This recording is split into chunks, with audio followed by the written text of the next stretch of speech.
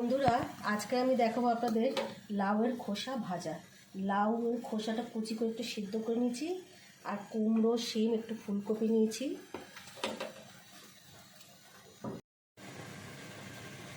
এবার আমি কড়াইতে তেল দিয়েছি, দেখুন গরম হয়েছে। এবার দুটো শুকনো লঙ্কা দিলাম। এবার আমি সর্ষে ফোড়ন দিলাম।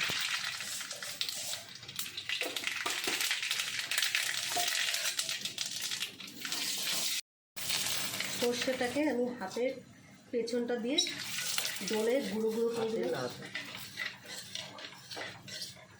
এবার দেখুন আমি এগুলো দিয়ে দিচ্ছি।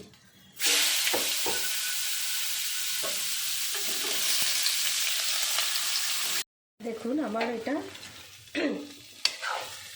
হয়ে গেছে চটচড়িটা, ঠিক আছে। এবার আমি একটু মিষ্টি দেবো। দেখুন আমার এটা হয়ে গেছে। ভিডিওটা ভালো লাগলে লাইক, শেয়ার, সাবস্ক্রাইব করবেন।